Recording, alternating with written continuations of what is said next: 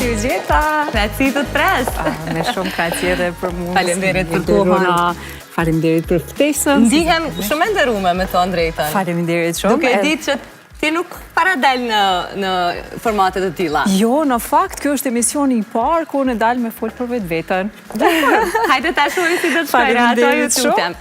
Po pse çat ka si më thënë, çka të ka stejt deri tani?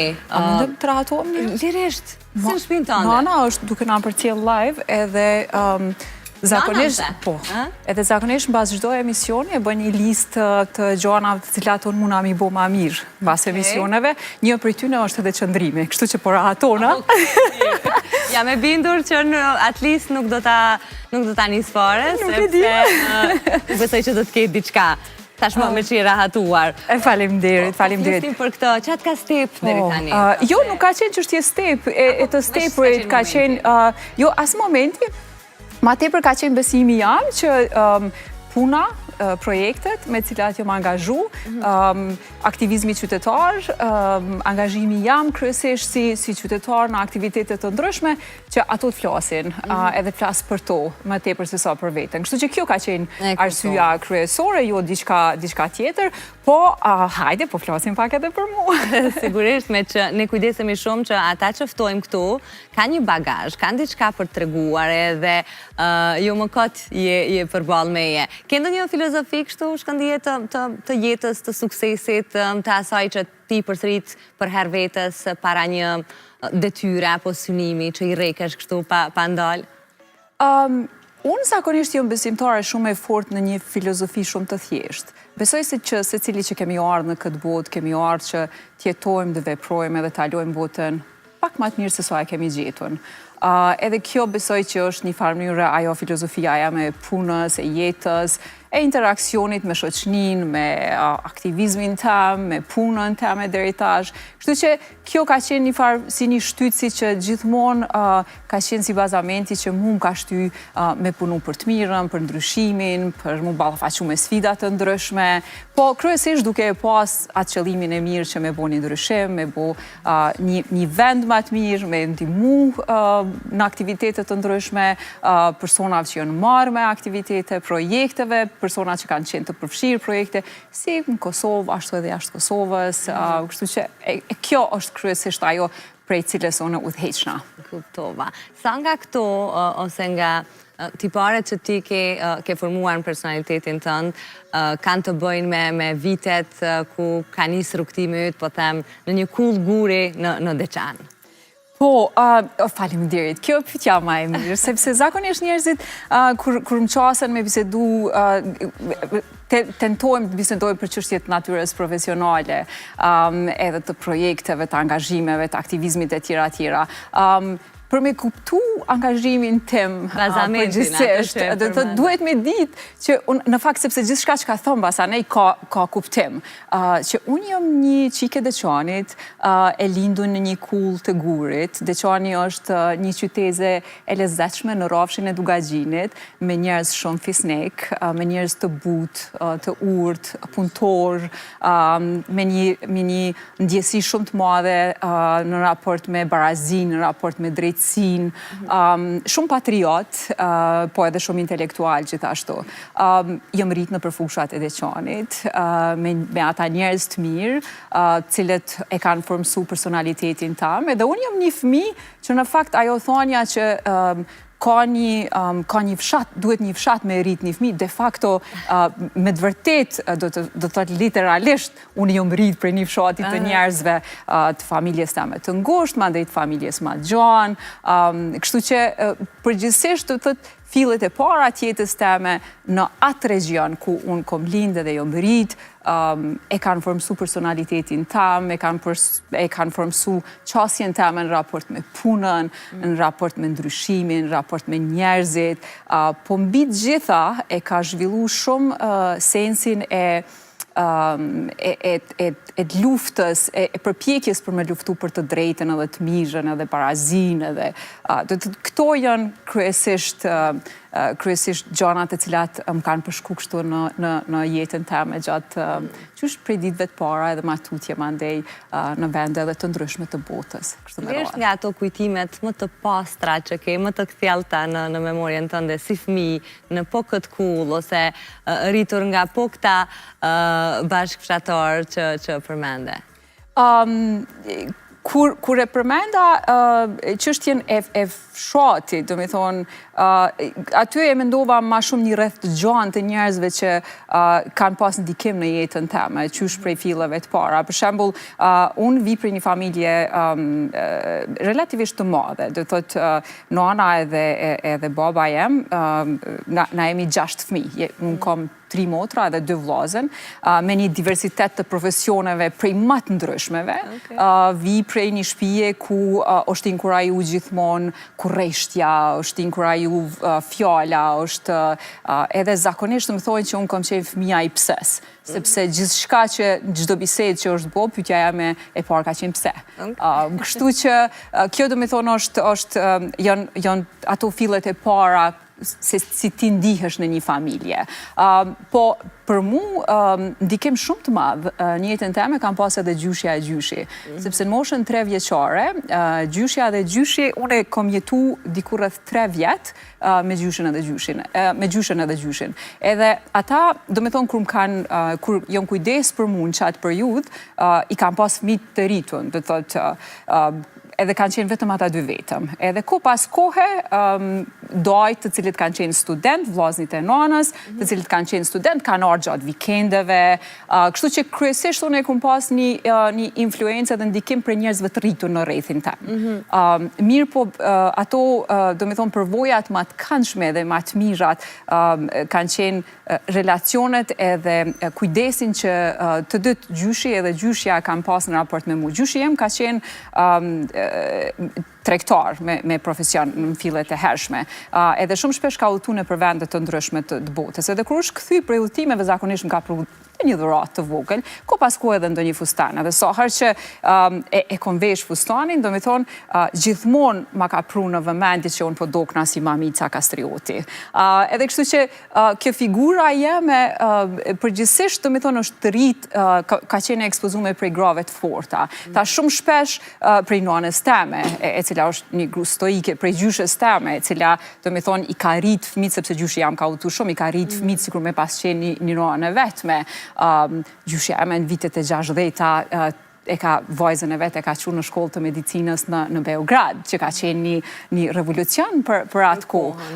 Edhe kështu që kur më thot, kur flasim në forumet të ndryshme, për shembull, zakonisht na e mbivlerësojmë këtë çështjen e rol modelit në familje. Edhe kur më thot dikush, konde ke pas si rol model, sepse ti po vjen prej një regioni relativisht të vogël, që mundet më konsideru edhe rurale, tjera, dhe po merr pjesë në forume globale, me tema të ndryshme, edhe konde ki pas si rol model, edhe unë pa asnjë hezitim, i thom, nonën teme, gjyshën teme, njerëzit të cilët jom rrit me figurat shumë të vlefshme të historisë shqiptare, për shembull, në kohën kur gjyshit thot, ti po dukesh si Mamica, ajo me njerë ti rritë standardet që ti nuk mundesh me rama, por si Mamica Kastrioti. Kështu që gjithmonë janë kriju, gjatë rritjes teme janë kriju pritshmëri që ti duhesh me, do me thonë, standardet e tua, parimet e tua, vlerat e tua, me qenë shumë në nivelin e nalt, me një përullësi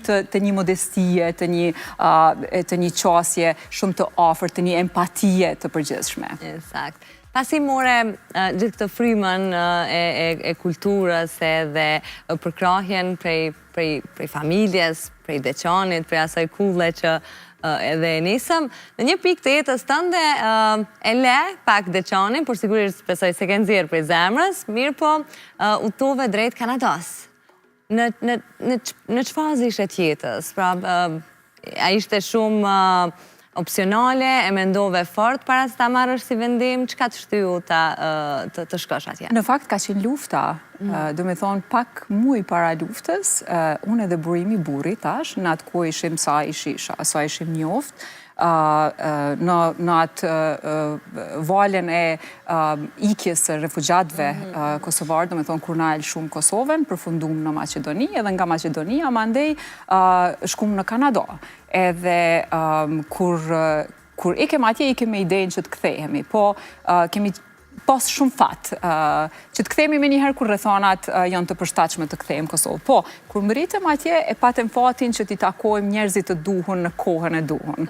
Edhe rastisëm që ta kemi mundësinë që të vazhdojmë me qëndrimin në Kanada edhe të studiojmë atje. Kështu që për një periudhë të caktuar, do me thonë dikur 6 vite, ne kemi jetuar në Kanada, kemi punuar atje, edhe na ishim dy studentë, të cilët sapo e kishim përfunduar studimet këto, mandej na u dha mundësia me vazhdu matutje specializime atje, po gjithmonë fizikisht kemi qenë atje, po gjithmonë e kemi pas mendjen që shumë shpejt do të kthehemi, do me thotë gjithmonë na mante ashtu adrenalinën, zhvillimet e cilat ndodhshin në Kosovë, edhe familjet i kishim gjithë në Kosovë, përkundër faktit që lufta kish shkatru gjithçka, i kish djeg gjithçka, kishin mbet, do me thonë vetëm trupat e njerëzve, ashtu duke u mundu me u gjinë në Kosovën e pas luftës. Mirë po, do me thonë gjithmonë e kemi pas në mendje kthimin, po e shfrytëzu mundësinë që atje të punojmë, të studiojmë, të punojmë, edhe pak ta forcojmë pozitën tonë materiale. Edhe mandej vendosëm të kthehemi. Vendosëm të kthehemi kur e pam që, okej, na lindi Ema, sepse unë i kam 2 fëmijë, do me thënë ne i kemi 2 fëmijë, Emën edhe Lekën. Edhe na lindi Ema, edhe tham, okej, po shkojmë, po e provojmë, edhe mandej të shohim si do ndodhë. Kanada ka qenë... një fjale, apo në një pak me hezitim? Nëse e shohim kështu, sinqeresht, nëse bona shumë e sinqert, burimi nuk është që ka pas ndonjë dëshirë shumë të madhe të kthehet. Mirë, po nuk është që ka pas edhe ndonjë dëshirë të madhe edhe të qëndrojnë Kanada. Eksperienca në Kanada për neve ka qenë e jashtëzakonshme, sepse kemi taku shumë miq, kemi arrit që të punojmë në për institucionet e cilat pastaj na kanë formsu edhe na kanë dhënë hapa të parë të zhvillimit tonë profesional, na kanë kriju vlerat e para të etikës së punës, na ka kalibru atë busullën morale edhe etike të punës. Do me thonë, ne kemi përfitu shumë, mirë po prapë se prapë mendja ishë në Kosovë. Ashtë mesazhi që u jep për herë të rinjëve që marrin rrugën për të studiuar jashtë vendit, për të punuar sa do pak kohë ose deri në përfundim të studimeve, por që gjithmonë të kthehen në Kosovë. Absolutisht. Do thotë, është shumë interesant sepse tash gjithë gjenerata ime që kanë dalë, do me thonë, kohën qoftë gjatë luftës, qoftë para luftës, apo edhe mbas luftës, kanë dalë në shtetet e jashtme, qoftë për studime, apo për bashkime familjare që janë format të ndryshme, prapë se prapë jonë këthy në Kosovë, sepse ne kemi një afërsi shumë të madhe në veçanti gjenerata jonë, sepse ne jemi gjenerata e cila i ka pa prind duke mbjetu, duke u mundu me siguru jo vetëm gjanat bazike familjare, po edhe me ato mundësit minimale që i kam pas duke na shkollu në kushtet në gjysmën e 2 të viteve të 90-ta, kur unë kom ardhur me studiu në Prishtinë, do me thonë prindët e mi o dasht bajagi shumë me planifiku buxhet, mënyrë që me na dhonë mundësi neve fëmijëve me u shkollu. Kështu që gjithë kjo gjenerata jonë edhe ashtu, gjithë jemi kthy. Gjithë ata që kemi shku jashtë, do me thonë jemi kthy në kapacitetet të ndryshme. Mirë po edhe trit, unë besoj që sepse kom pas rastin që të kemi interakcion me shumë të rritë të cilët kanë shku përmes programeve të Young Cells, për shembull njëri që po mbije nërman tash, edhe secili prej tyre që ka shku, edhe pse ka pas obligim të kthehet në Kosovë në institucion, sepse ato kanë qenë marrëdhënie kontraktuale, ku ata o dasht kthehen edhe ta japin kontributin në institucionet të Kosovës për një periudhë të caktuar kohore. Prapë se prapë, do të thotë, secili që është kthy ka thonë, kur nuk po e gjej sikur në Kosovë, sepse dinamika në Kosovë është e tillë që jeta është shumë ma atraktive, ma dinamike, ma ka do me thonë, ka uncertainties, ka paqartësi se çka do të ndodhe dhe paqartësia mandej ty të shtyn me ala ma shumë me dasht jetën, me vlerësu jetën. Për 6 vite sa ishit në Kanada, sigurisht Kosova ndryshojmë në shumë aspekte për të mirë, pra u zhvillua, sigur po merte ato këmbët e para të një shteti që kaloi luftën, po çka kur u ktheve pas 6 viteve, çka gjete ndryshe që s'të pëlqeu? Kur u këthym pas 6 vite, gjoja e parë e cila na karon në mendje, kështu na karon sy ma shumë edhe kemi fillu me vrejt ma shumë, ka qenë ndërtimet e egra në Prishtinë. Do të s'ka pas absolut asnjë plan urbanistik, ka pas ndërtime në çdo anë, në çdo skuq të Prishtinës. Edhe na vishim prej një qyteti i cili është në provincën e Ontarios, ku de facto edhe ashtu Kanada është një shtet me një hapësirë gjeografike shumë të madhe. Edhe shtëpitë, edhe ndërtimi, edhe infrastruktura është në hapësirë shumë të madhe. Madje Prishtina ishte shumë e ngulfatur. Çështja tjetër e cila na u duk paksa e çuditshme, ndoshta pse vinim prej një administrate mandej shumë të organizuar. Kishim ikë prej një hiç administrate, do të thonë s'kish hiç administrat, kishim ikë në të nëntën, edhe kur u kthym, mandej kishim ishim ekspozuar me një administrat tepër të organizuar. Edhe kur u kthym në një administrat kaotike e UNMIK-ut, sepse atëherë në atë kohë ishte UNMIK-u. Edhe kishte një varshmëri që nuk na pëlqeu në atë kohë, kishte një varshmëri shumë të madhe, edhe një kufizim shumë të madhe në raport me administratën e UNMIK-ut dhe institucionet e përkohshme dhe qeverisë të cilat ishin aktive dhe veç kishin fillu me operu në atë kohë. Kështu që gjithçka u dashet të mersh leje, gjithçka u dashet të mersh, do të thonë, konfirmime paraprake, miratime. Edhe kjo mandej e bonte pak ma sfiduse në aspektin e ushtrimit të funksionave të ndryshme. Po, në aspektin njerëzor, ajo që ka na, jo për të keq në fakt, që ka na pa të befasu tepër të mirë, dhe pse na kemi, do me thonë, nga Kanada, kemi shku në 99, po gati çdo vit jemi ardhe dhe i kemi vizitu, po. Mirë, po për me u kthy, do me thonë, përfundimisht, në atë kohë, njerëzit që ka ish shumë, do me thonë, befasi kështu e kanëshmen, se njerëzit nuk e kishin hu prap atë bujarin, fisnikrin, prap se prap ish një empati, ajo ngrotësi, familja, shoqënia. Si u gjende me anën profesionale? Sa e pat e vështirë të ta gjesh vetën edhe, si me thonë, të rehatohesh gjithmonë me ato pikat edhe synimet që i kishe vën vetës nga aspekti profesional? Nuk ka qenë shumë e lehtë, më kujtohet, do me thonë, ne jemi kthy diku në shkurt, pastaj burimi me njëherë ka apliku me një punë atë ko kanë qenë hekurudhat e UNMIK-ut, pa të apliku me një pozitë.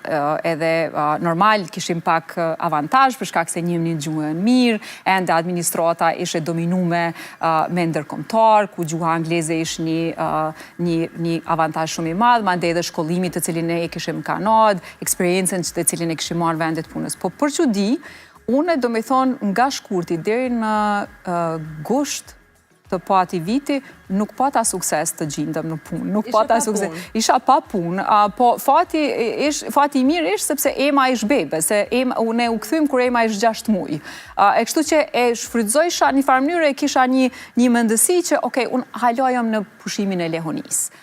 Edhe ajo pak ma jep ke një ngushëllim, po megjithatë më kujtohet diku rreth mbi 100 aplikime për punë i kom dorëzu në për vende dhe institucionet të ndryshme. Edhe në fund, aplikimi gati sa fillova pak me u dorëzu. Ato desha me të pyta, ato demotivoj? Fillova pak me u dorëzu edhe shon një publikim, Banka Qendrore në atë kohë ish autoriteti i pagesave të Kosovës, sepse sish ende Bankë Qendrore, edhe në atë kohë e shoh shpalljen e një konkursi koordinator për marrëdhënie me institucione. Edhe, do me thonë, fushat kryesore të punës ish bashkëpunimi në mes të UNMIK-ut, organizata ndërkombëtare, Bankës Qendrore, aplikova, edhe thash, okej, hajde, kur po e shoh emailin, vjen ftesa për në intervist. Shkoj në intervist paneli prej ndërkombëtarve, në paneli ishte një përfaqësues i Bankës Botnore, Fondit Monetar Ndërkombëtar, ka qenë edhe një zyrtar kryesor, më duket, zyrtar operacional diçka i Bankës Qendrore, edhe e kryeta intervistimet, më lajmëruan që... Si kishe shpresat? Po të them të drejten, zakonisht unë e di në fund të çdo performancë teme se si kom performu. Se zakonisht jam shumë kritik i vetvetes edhe kur jam pak sa e kënaqur me ato çka e kom arrit, okej, Nuk e kursen vetën, a? Në asnjë mënyrë. Unë e temën e kom bo. Dhe thot, kaq kom mujt me dhonë, kaq kom... Tash ta shohim. Edhe e shisha pak nga disponimi i panelit intervistus që ishin të impresionu me përgjigjet e mia, që ju pëlqej ke ajo qka unë e thojsha, edhe mandej e pata një shpresë që, okej, ndoshta kësaj radhe ka me dhezë. E natyrisht, dhezi dhe të tjerat, pasaj e fillova punën, edhe ashtu si thojnë Amerikan, the rest is history, për 18 vite, kom qenë në Bankën Qendrore, deri sa leadershipja të hershëm i Bankës Qendrore, në vitin 2022, ka vendos me ma shkëput kontratën, edhe me më largu prej punës. Me qërë se te?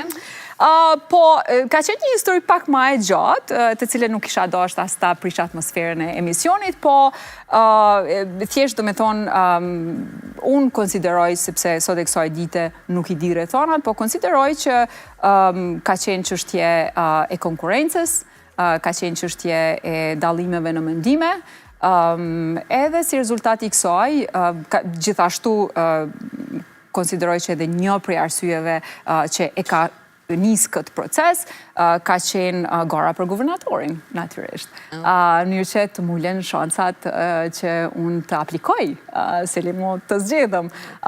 Kështu që... Sa ndikoj kjo situatë e këty? E ditë si është... Them që nuk është të vështirë, nuk jam e sinqert, as me vetë vetën, për shkak se është po. Sepse për dikurët, do me thonë, 18 vite, ti investon shumë energji, shumë mund, shumë kohë, fëmija rritën, do me thonë, Ema është rrit, Ema vajza eme është rrit bashkë me Bankën Qendrore. Unë punën e parë në Kosovë e kom pas në Bankën Qendrore, do me thonë, sepse kom marrë për një ambienti të punës krejt tjetër, edhe jom rrit Banka Qendrore më ka dhonë shumë, njerëzit e ati institucioni më ka dhonë shumë, njerëz me cilët kom punu, me cilët kom bashkudhtu, gratë, shumë të zojat, shumë të fuqishme të cilat tash disa vazhdojnë me qenë aty, disa janë të pensionume. Do me thonë, kom investu shumë energji, po njëkohësisht edhe kom marrë shumë, jom rritë me Bankën Qendrore, jem zhvillu, ajo që unë jam sot, është pjesërisht një rezultat i fushveprimit tamë dhe aktivitetit tamë në Bankën Qendrore. Dhe natyrisht ka qenë e vështirë, mirë po largimi jam mandej nuk ka pas të baj me, nuk ka qenë mo, do të thotë unë kom vazhdu, sepse ajo farë, si të them, ajo përndjekja sistematike, e cila më është po në atë ko, nuk ka qenë mo për pozitën time, apo për mu personalisht, po ka qenë për një kauzë matë madhe, sepse nëse për 18 vite në Bankën Qendrore, unë kom pas do me thonë, gjithmonë kom qenë gruaja vetme në postin matë nalt në Bankën Qendrore. Edhe asnjëherë nuk kom qenë e emrume, përveç një pozite. Çdo pozitë në Bankën Qendrore, unë e kom fitu me konkurs publik.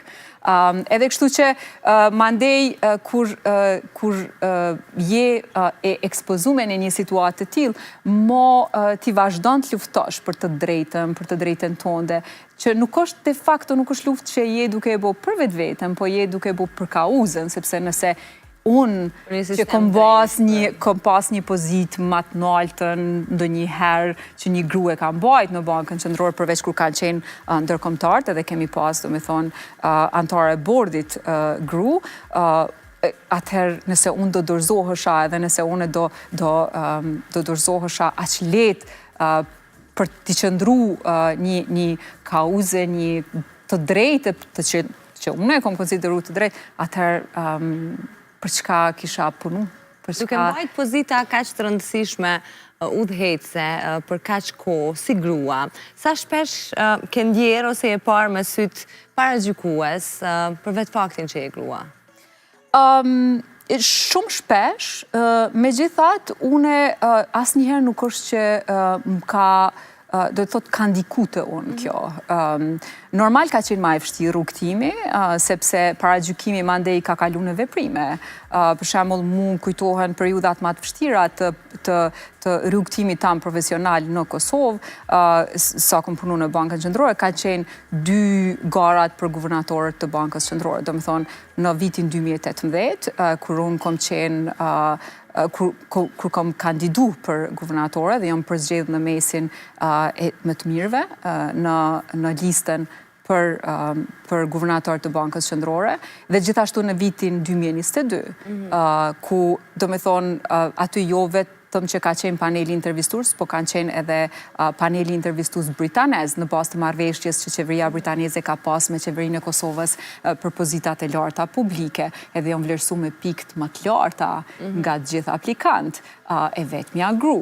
Këto 2 periuda konsideroj që kanë qenë shumë të vështira, për faktin se në njërën anë, nuk ka qenë do të thotë procesi i intervistimit, procesi i aplikimit. Ato s'kanë qenë vështira, sepse secili nga ne e njohim veten, e dim sa dim, e dim si performojmë e tjera. Aty asnjë dilemë nuk kom pas që unë kom e qenë më e mira, sepse e di kush ka qenë mandej aplikant të tjerë. Por, çka ka qenë sfiduese ka qenë fakti se procesi i emërimit të guvernatorit të Bankës Qendrore si pozitë është në duket që është proces mbi bazën e meritokracisë edhe ti aplikon, hyn në listën e kandidatëve potencial. Po zgjedhja pastaj është subjekt i aprovimit në Parlamentin e Republikës Kosovës. Edhe mandej deputet të cilët vinë nga një spektër i gjerë i partive politike duhet të votojnë. Edhe vetëm kandidati i cili merr më shumë tipik emërohet mandej për guvernator të Bankës Qendrore. Kështu që procesi ka qenë i vështirë për faktin se në njërën anë o dashtë do me thonë të shpenzosh energji që të takosh deputet, sepse nuk është që njihesh me deputet në baza të rregullta, plus asaj kur ti punon në Bankën Qendrore janë 2 premisa shumë të rëndësishme si zyrtar i Bankës Qendrore. E para është që ti ta ruajsh objektivitetin në raport me subjektet që i mbikëqyrë, si zyrtar i Bankës Qendrore me institucionet financiare, dhe e dyta është që ta ruajsh pavarësinë politike që ti ta ushtrosh funksionin në mënyrë të denjë. Kështu që për një periudhë caktuar ti do të them e mbyll veten hermetikisht nga ekspozimi politik. Po, për një moment të caktuar, mandej nuk e ki atë relacionin edhe lidhjen me spektrin politik, edhe mandej duhesh ti takosh secilin deputet individualisht, sepse nuk e ki një parti politike e cila ty të mbështet. E kjo ka qenë e lodhshme në kuptim të njohjes me deputet, në kuptim të njohjes së profilit tam të CV-s time.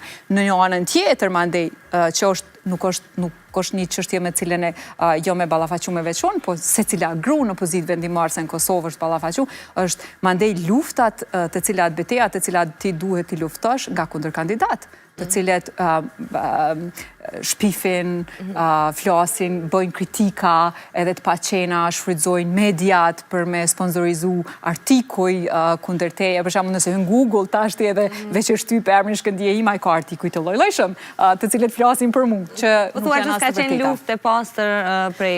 Jo, ka qenë luftë e padrejtë, do me thonë, ka qenë luftë e padrejtë. Mirë po, tash në të dy këto 2 sekuenca ka qenë edhe shumë edhe e këndshme në nivelin njerëzor, sepse gjatë këtij procesi ka qenë shumë përfituese sepse kom taku gratë shkëlqyshme, kom taku njerëz të cilët me të vërtetë kanë besuar në CV-n time, kanë besuar në profilin tim.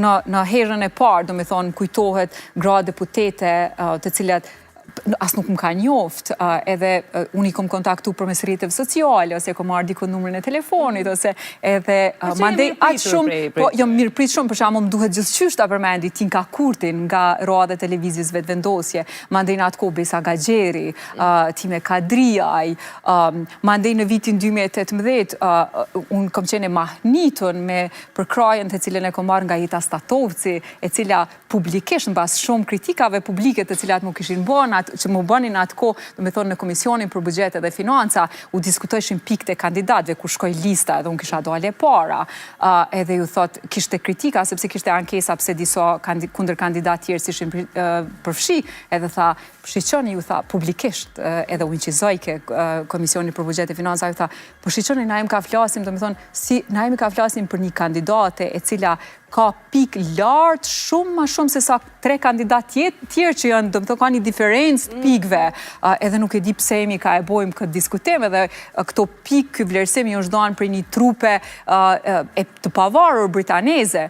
Ma dhe më duhet të përmendi edhe këta, edhe një sekuencë tjetër në atë ko, do të thot në mars të 2022-ës, na kishtirë ambasada amerikane në një ngjarje me shenu 8 marsin, edhe aty kishtirë gra deputete, udhëheqësit institucioneve, etjera, edhe në ndonë për tavolinat të ndryshme, edhe në secilën tavolinë kishim nga një temë trajtu. Tema si shumë e rëndësishme, do me thonë tash se më kujtohet edhe çka ka qenë, po për secilës tavolinë u dashte zgjedhej një zëdhënës, edhe të flaste në emër të tavolinës për temën që e kanë diskutu. Edhe unë as nuk e njenja Hykmete Bajramin. Edhe Hykmete Bajrami tha, Shkëndije, ti m'duket je kandidate për guvernatore, thash, po, deputete. Ju tha atyne zojave që ishin tulluna. E tha, a e din si? Tha, unë e kom një propozim.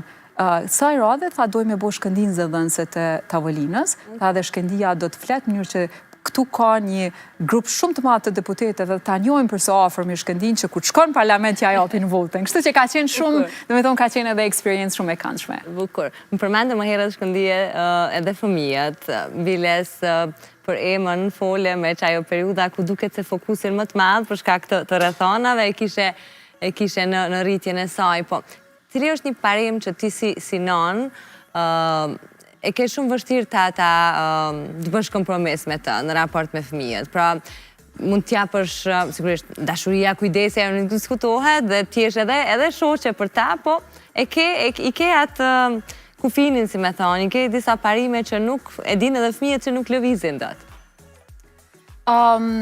Përgjithsisht, unë edhe burimi të dytë jemi shumë prind përfshim. Dhe me thonë, të dytë, jo gjithmonë e kemi të nda me 50-50. Nga njëherë njëri kemi 90, nga njëherë 10, po gjithë qysh e komplimentojmë njëni tjetrin.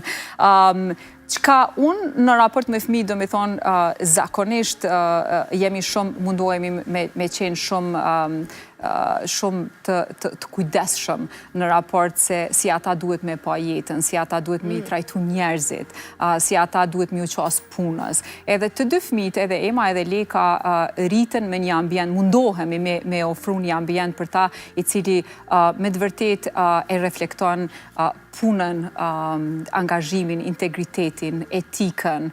Edhe këto janë parimet me cilat na nuk bojmë shumë kompromis në raport me fëmijët.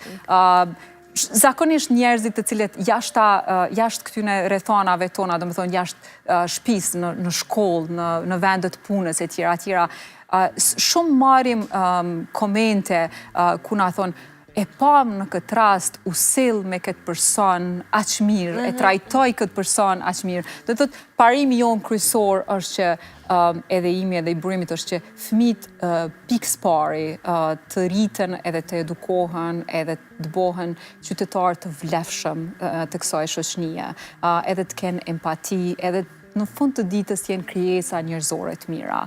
Tjerat pastaj, aspektja rritjeve, suksesit, në varet se si e definon suksesin se cili prind.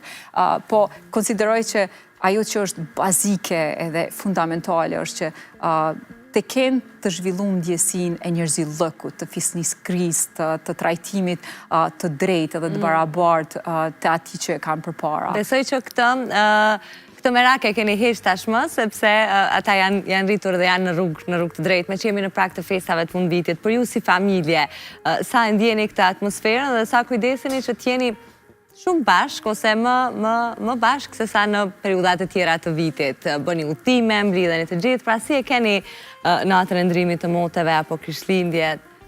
Zakonisht e kemi me familjen, nga njëherë munduam të udhtojmë sepse ne kemi familje, do me thonë edhe unë, një motër e imja jeton në Kanada, tjetra jeton në Gjermani, gjithashtu edhe vllaznit e burimit jetojnë në Gjermani, kështu që i kemi familjen e shpërndam në vendet të ndryshme.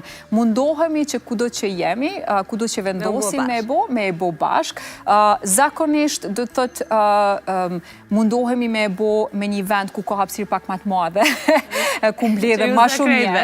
Po, unë insistoj gjithmonë me qenë në shtëpitë une, për shkak se unë jam asi tipi që, do me thonë, festat për mu fillojnë prej 1 dhjetorit edhe deri me 30 janar. Do me thonë, na pemën e vitit të ri, e bedrita edhe me gjithë shka fillojmë i regullu prej 1 dhjetorit. A jeni koqire e mirë, me zipret misafir?